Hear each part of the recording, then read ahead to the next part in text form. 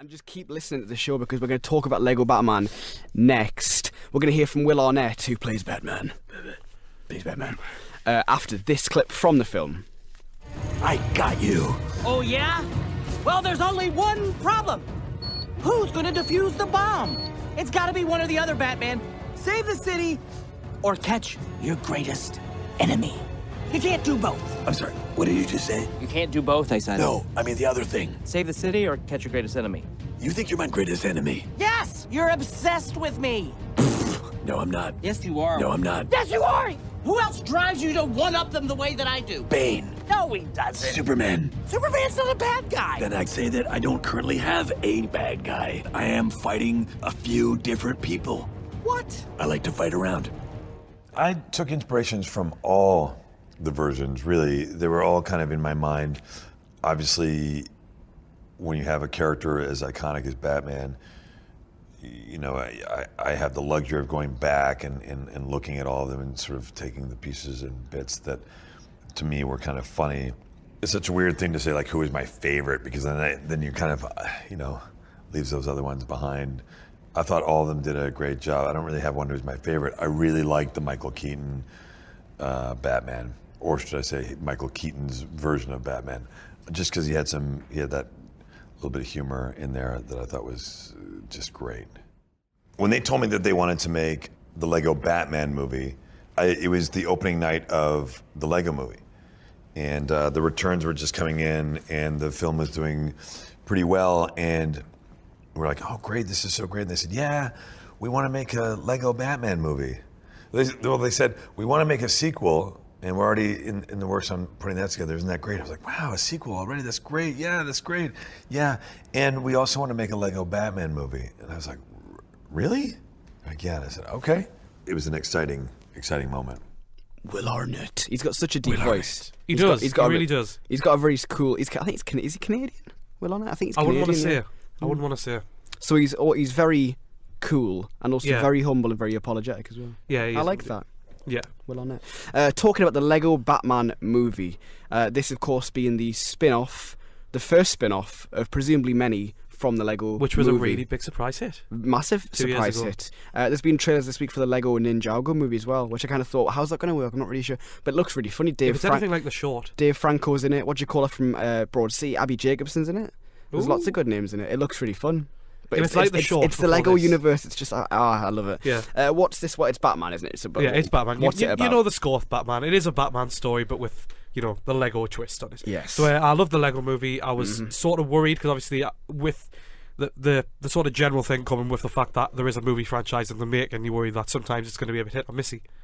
So that could be a bit of a worry. But I think Batman is just that reliable story that you can always just have in there, and there's so much history around it that it's easy to jab fun at. I mean, from that very first trailer where Ralph Fiennes Alfred is just like, you've had similar attitudes like this in 2012 and 2008 and all that. So that's just sort of the self-aware humour I was hoping for, and it delivers in that regard.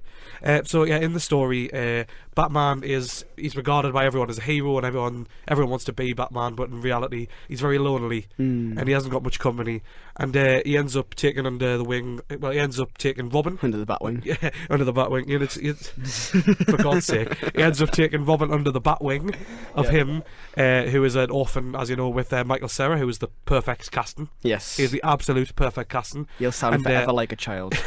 But in this Batman story's twist, the Joker's a bit of a lovesick puppy, really, because he has a confrontation with Batman with all of the Batman villains, and Batman doesn't really regard him as the top villain, and this makes the Joker very, very sad. As you heard in the clip. Yeah, so to get him to realise that he is the biggest villain of them all, he opens the Phantom Zone, which outcome pouring villains from every other movie franchise, like Sauron, like some kind of Suicide Squad.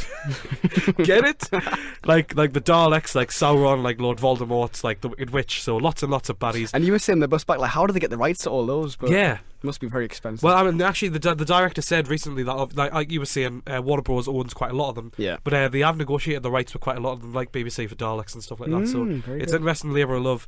But now it's up to Batman and his new team to assemble and destroy the villains and get back to normal. And so I was hoping for fun.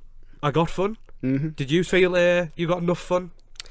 I felt like I got too much fun. Oh, if don't that's say such a that. thing. Like, no, it's the best Yeah. possible criticism. I think a lot of people said the same thing. It's got that same Lego movie quality. Obviously, animation style is amazing. To Amazingly get well that done.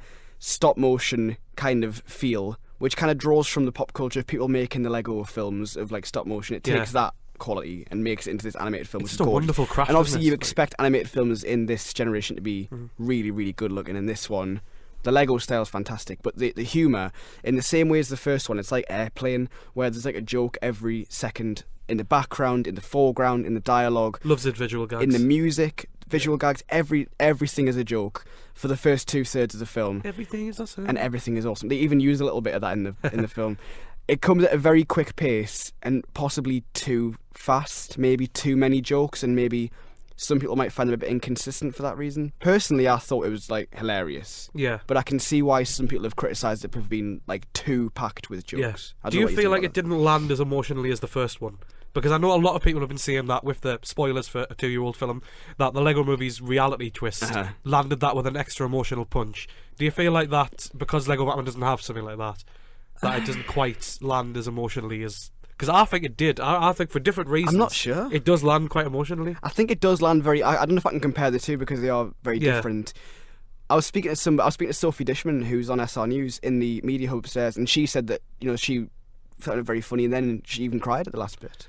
It does. It gets to the core of Batman. I think that's why it's emotional, because it understands the character of Batman, and it's very relatable in some of the themes that they go for. And I think they just get it. Mm-hmm. You know, and I think this is probably the best Batman film since in about four years, maybe even 6. Yeah. But actually, maybe even 2000. Yeah, so maybe even like 8 years, maybe since 2008.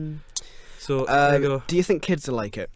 Yeah. I think it's more geared towards people like us who love Batman, but I think it also will work as a kids' Because film. it's got the stupid humor in there. Yeah. That's the thing with Lego. There's still the it's occasional, all consuming. It's got the stupid humor. It's got the witty gags. It's got the really. There are some quite risque jokes in there. Mm-hmm. Like there's one involving Robin's real name quite near the start, and that's quite that's close to the edge, but Edgy. yeah. Edgy, yeah, 3 edgy, 5 me. So to recommend, obviously. Definitely. There's one thing we need to touch upon this week in the world of film news very quickly, and it's that Ben Affleck said that he doesn't even want to be Batman anymore. So he dropped out of directing, and there's been all sorts of rumours saying who could take over. Bless you.